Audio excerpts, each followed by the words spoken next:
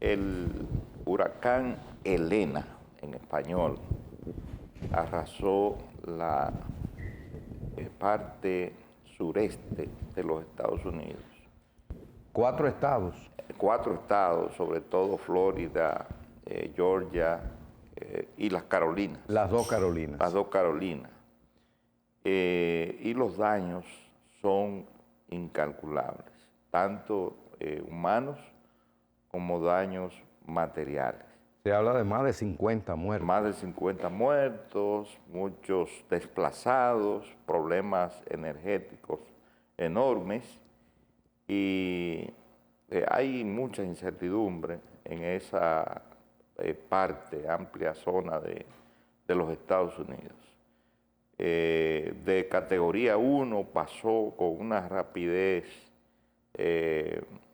muy alta a categoría 4, llegó a categoría 4. Sí, una velocidad enorme. Y se cree que influyeron mucho la temperatura, la alta temperatura en el Golfo. En el Golfo de México. De México, que fue de donde partió este huracán. Bueno, ya sabemos que el cambio climático, el calentamiento global, exacto. Todo esto, y lamentablemente no se está haciendo lo necesario. El discurso de Petro es un discurso esencialmente ambientalista. No sé si ustedes lo escucharon. Sí. En la ONU ahora, ¿no? Sí, en las Naciones Unidas, exacto. Y bueno, denunciando que anuncia un final apocalíptico de seguir el camino que está siguiendo la humanidad, de no tomar las medidas para preservar la madre naturaleza. Así es. Bueno, y vamos a ver cómo este fenómeno también puede tener su repercusión en las elecciones de los Estados Unidos. Porque hay algunos estados que son clave. Hay, bueno, el estado de Georgia, por ejemplo. Sí, clave. El mismo de Florida. Bueno, la Florida es un estado ya declaradamente trumpista. O sea, ahí no hay sí. No tiene nada que buscar los demócratas. Georgia sí está, es un estado que está en disputa en este momento. Y como sigue la campaña electoral, todas las encuestas dan ligeramente arriba a Kamala Harris, frente a un Trump desafiante. Pero todavía no es una diferencia. No, una diferencia dentro del marco del error de la encuesta. Sí, casi un empate técnico. Lo importante ahora es que Trump luce desafiante. Descartó toda posibilidad de otro debate. Lo que significa que él admite tácitamente que no le fue bien. Que no le fue bien en el debate anterior, ¿verdad? Y entonces, pues, hay una lucha intensa por consolidar y retener y estimular el voto en aquellos estados, que son más o menos 7 estados, lo que van como aquí hay, igual que aquí determinan las elecciones unas 10 provincias. Sí, pero allá es distinto. No, porque allá las el elecciones... voto electoral no es por cantidad de votos, sí, como sí, es aquí. Sí. Aquí es por voto universal, allá es por voto electoral. Sí. Hay cada estado, eso. Que son cosas distintas. O sea, allá lo que se hace es que la gente vota de manera indirecta por el presidente. Vota por unos delegados. Y entonces cuando me refiero a los delegados de los estados claves, estamos hablando de que tienen mayores cantidad de delegados. Y el que allá no hay proporcionalidad. El que ganó un estado, lo ganó entero. O sea, no como aquí, que aquí hay, por ejemplo, en los diputados, hay proporcionalidad, etcétera, etcétera. O en los partidos políticos también hay proporcionalidad para fines de reconocimiento. Allá el que ganó, ganó. De manera que las elecciones lucen muy interesantes. Las elecciones serán el 5 de noviembre. De aquí a allá, pues, habrá... Un mes y pico. Un mes y 5 días prácticamente. Unos días. Sí, unos días, 5 de noviembre. Recuérdense que no solamente habrán esas elecciones, nada más. Sí.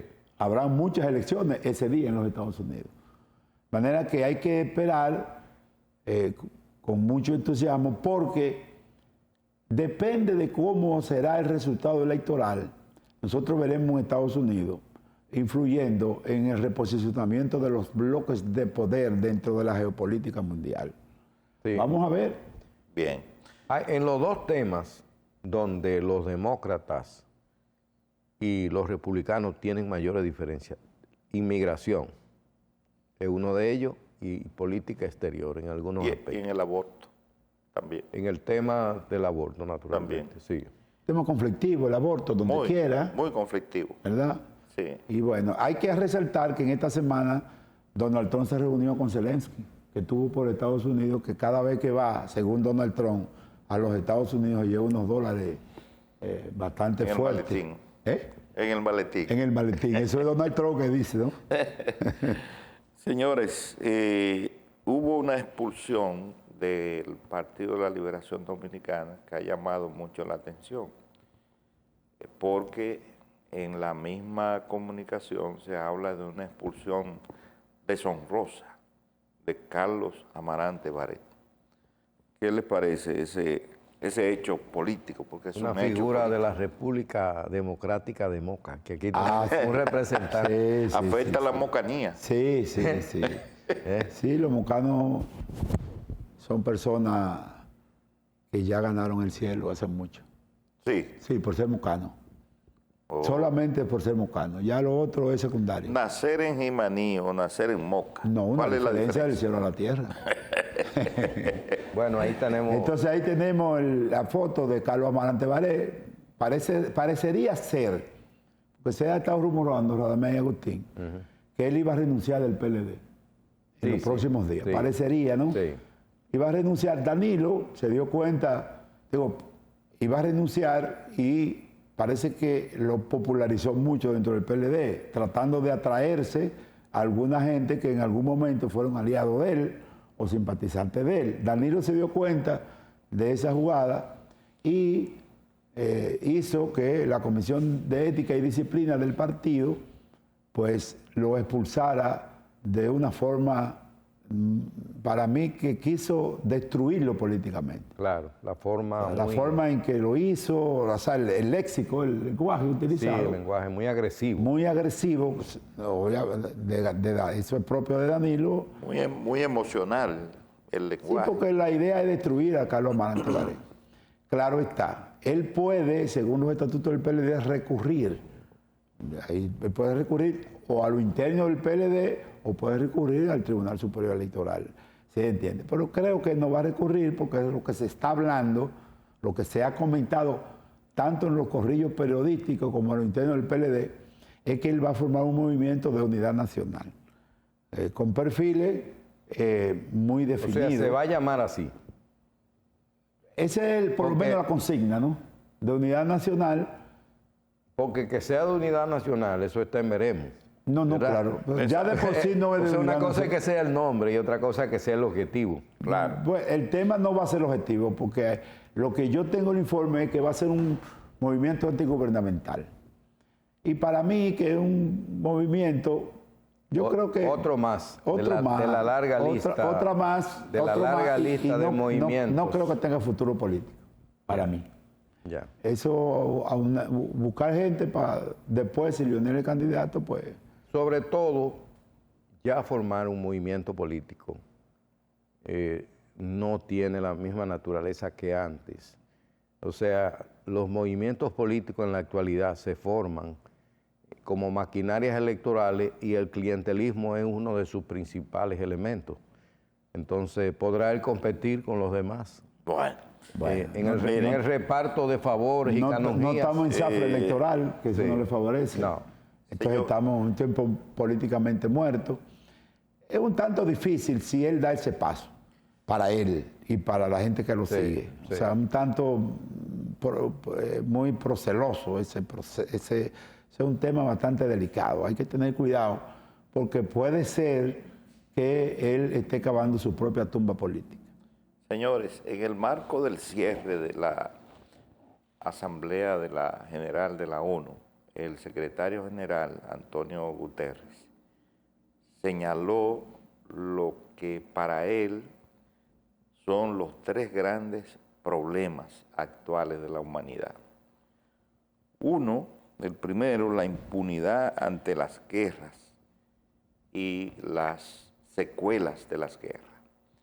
Él señaló los diferentes escenarios de guerra que hay en el mundo actualmente y cómo la comunidad internacional, sobre todo los países dominantes, los países, las potencias, cómo se comportan ante estos escenarios. Por ejemplo, está el genocidio de Israel a Gaza y ahora con el Líbano. ¿Y cuál es la actitud que se asume ante ese hecho horripilante que está sucediendo en el Medio Oriente? El caso de Ucrania y el caso de Rusia, aunque con sus matices y sus diferenciaciones.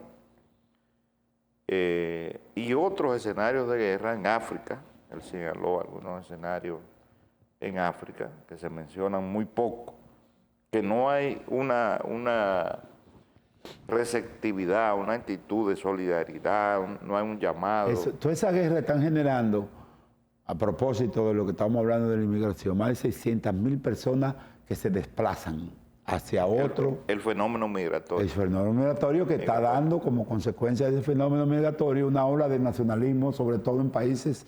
Alentando el nacionalismo. Alentando el nacionalismo en estados europeos, en el continente europeo, porque buena parte de esa gente van para allá.